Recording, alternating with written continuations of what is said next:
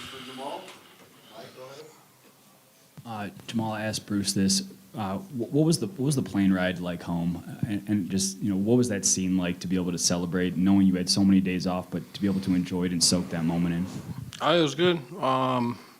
Everybody on the flight was standing up. It wasn't just the players, so it was nice to have the staff. Oh, get out of here. It was nice to have the staff, just mingling and all that, which was cool. And obviously everybody was just enjoying the moment, like you said. So it's a good flight. And I think you said on NBA Today, yesterday, or whatever day it was, you guys were just focusing on yourselves without knowing an opponent going forward. What does that mean, focusing on yourselves? What are you guys honing in on? Just our awareness, especially when we need to lock it in practices, just the detail stuff, man. Let's be on time. Let's not have any turnovers that we're doing script. Just kind of the simple things where we're not getting sloppy just because we are where we are. So I think it's more of those mental awareness days instead of, we know our bodies are going to be right by that time, June 1st. So just making sure our mental's staying sharp and locked in throughout these days. Pat Graham, go ahead. Hey, Jamal, you saw firsthand how hard MPJ worked to get back. How impressed are you with where he's at and what he's been able to accomplish? I think he's done amazing, not just with his scoring or his shooting, but with the all-around game. Like he's grabbing boards, he's helping out in the boards, grabbing like 10 a game, and playing defense, just communicating more, doing all the little things that will help us be more in tune on both ends of the court. Stay in space, not cutting when it's not there. Picking his spots, when to shoot it, when to pass and cut. Just everything. Just playing a more complete game throughout the game. Jamal, is there any worry about losing the rhythm that you guys had in that Lakers series with this long layoff, or do you take the rest 10 times out of 10? That's the thing. We take the rest, yeah, but you don't want to pick up bad habits throughout this week. Just like I said to Mike, just staying sharp. Whatever it is, right? If we got to flip the switch and lock in for a drill or two, then we do that. Just being able to stay locked in. We don't want to, get relaxed. I think that's the biggest. We want to relax and just wait. We want to stay sharp. Jamal, you guys have had great offense, obviously, throughout these playoffs, but the defense has really risen as well. What do you think is the biggest key to maintaining that, but also kind of what has gotten you to this point with the defensive end? On the defensive end, I'd say it's our intent. I think, I was watching a hockey game yesterday. I just threw it on. And they said one team is playing, I think it was the green team and the white team, couldn't tell you. But one team was, they said one team was playing with a certain intent, certain intensity, meaning, whether they turn it over or not, whether they missed a shot or not, they play with a certain aggression and awareness, and the other team was just kind of going through the motions. And you could visibly see it. And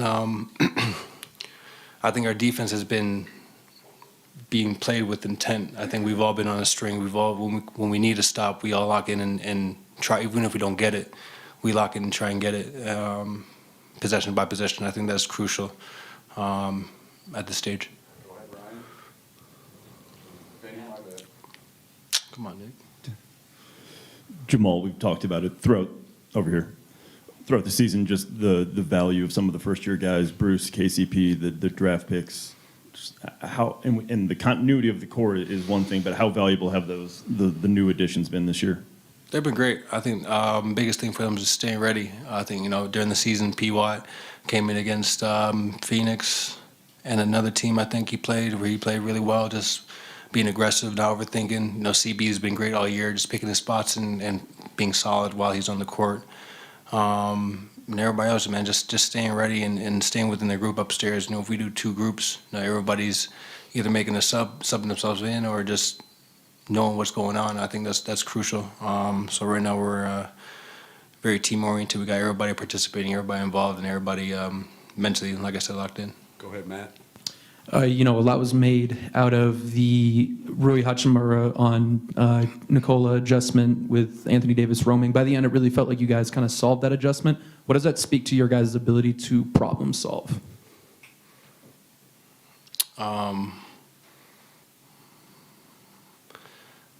I think we've seen everything. I was going to make a joke, but no, it's okay. So it'll be everywhere.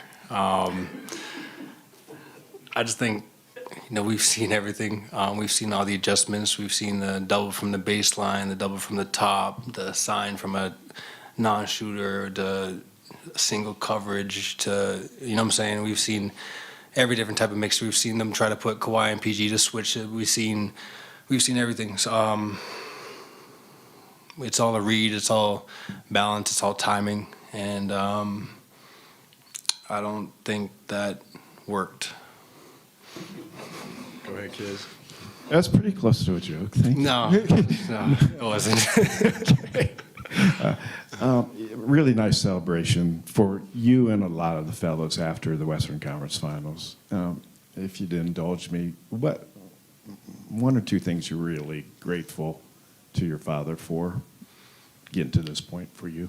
I just think because we've envisioned it since the beginning, like just me personally, me and him have envisioned it and dreamt about it and went through all these moments in our head and on the court. So, he's been saying, how often do you get this opportunity, to be in this position and living your dream, basically, living it out. So, just taking advantage of the opportunity and realizing what the opportunity is, I think, is the biggest thing. So just having fun right now. Go ahead, Brandon. Yeah. You guys knew that already. Yeah. Now I have two for you because are you sure you're Canadian? The green team and the white team in the hockey play? Yeah, man. I don't know. I've been playing basketball a whole lot lately. So. So how are you watching these? How are you watching these Eastern Conference Finals? And can you kind of give us a quick thought on each team since you don't know who you're going to play? Just a thought on both of them.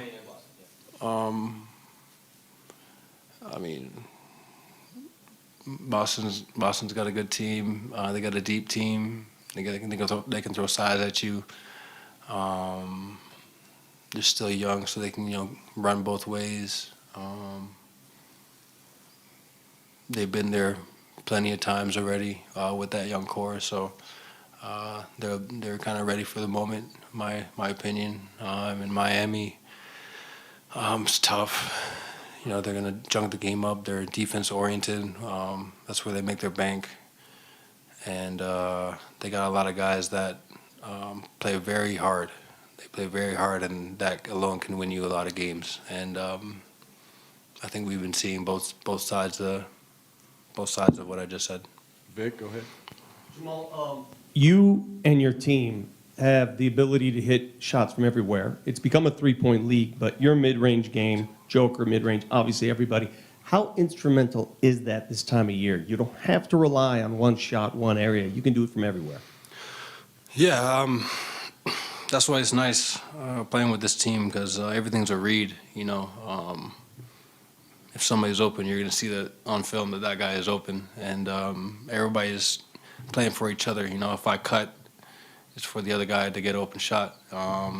If I run my lane, it's for everybody else to get their own shot. You know what I'm saying? So I think when we're just playing the right way, everything opens up for everybody. It could be a Bruce 3, it could be a Mike backdoor cut, it could be AG, and it's just standing in the dunker waiting. I think everybody eats when we're all playing for each other, and we've been doing that for a while now. So I think we're just in a great rhythm of playing unselfish basketball.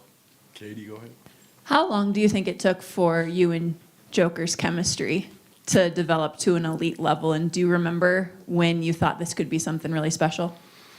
Yeah, like I said, we came off the bench together my rookie year when I was backing up Gary and he was backing up Nurk. And so we would actually come in the game together and we would run post-ups or just passing, just simple give and goes, but we used to run it crazy, run it really good, and he used to make a lot of over-the-head passes, and Yeah, I'd say then we kind of developed chemistry, and then as soon as we started playing off each other more. We started figuring out where we liked the ball, when we liked the ball, when I'm going to pass, when he's going to pass, when he's driving, when to relocate, where to relocate. So it's just all the details we picked up together over time, playing for most of our careers. Harrison, go ahead. Jamal, after Game 4, Malone said about David Adelman that he should get a head coaching job, this upcoming summer. How has he kind of impacted you and helped your game, since you guys have been together here in Denver? Yeah, not just me, but everybody. I just think he puts everybody in the right spots, and when it's time to lock in, he can lock you in. He doesn't. He's funny. He goofs around a lot, yeah, but when we're messing up, you're messing up, but you're getting away with it. Yeah, he'll get on you, and I think I respect that a lot. Just because we're all in it together, it's not like it's malicious or anything. It's just we all have a goal here. We're all here for a reason. So it's nice. I go to him for a lot of the offensive stuff, just on reads of what he's seen, just because I know he's locked in on that. And sometimes coach may be thinking about subs or lineups or time score, whatever. But he's always giving me great input on what we can run, or sometimes we have the same ideas, which is just really nice to see that what I'm feeling in the game, he's also seeing from afar. So well deserved, and he should definitely be getting more offers. Couple questions on Zoom. We'll start with Alex Zigic, RTS Serbia. Hi, Jamal. You just mentioned that obviously you worked for many years with Nikola and great success. Did you guys ever sit down and say, I dreamt about kind of the finals and winning it all, and now that there is potentially 4 games, you just need to win 4 games and get the trophy. Do you look at it as 4 games, or do you look at just game-to-game situation? No, you can only play 1 game at a time, but we know we got 4 wins to go. To answer your first question, no, we haven't sat down and talked about it or anything like that. We just, like I said, we talk the language on the court when we're playing. We just read the game and play off each other. There's no it's hard to explain, man. There's no selfishness when we're playing the game. It's just hit, cut, pass, move. If it's not there, you don't throw it. I try to go one-on-one, doesn't have it, hit, cut. You know what I'm saying? We're just kind of free-flowing, playing the game, and it has been working. Next, we'll go to Christos Saltis, Sportol Greece. Hey, Jamal, hope you're doing well, first of all. What does it mean for you to be able to fight for a championship? You're 4 wins away from your first title after everything that you've been through in the last couple of years. How big is that for you? It's nice. Especially coming off the injuries, to be here. It just feels good, and like I said, I want to win these 4 before we indulge in any celebrations or anything like that. So just trying to stay locked in and just stay locked in, enjoy the moment. But we know we got more work to do. All right, we have time for one more. We'll end with Tosin Abayomi, Pulse Nigeria. Yes. Jamal, you did not win the Magic Johnson Western Conference MVP, but do you have your sights set on winning the finals MVP? Is that something you want to? No, we're just trying to win a championship. All that comes after you win the championship, So if we were to lose, no one gets that trophy, right? So we win the championship, everybody eats, I'm just excited to see everybody succeed.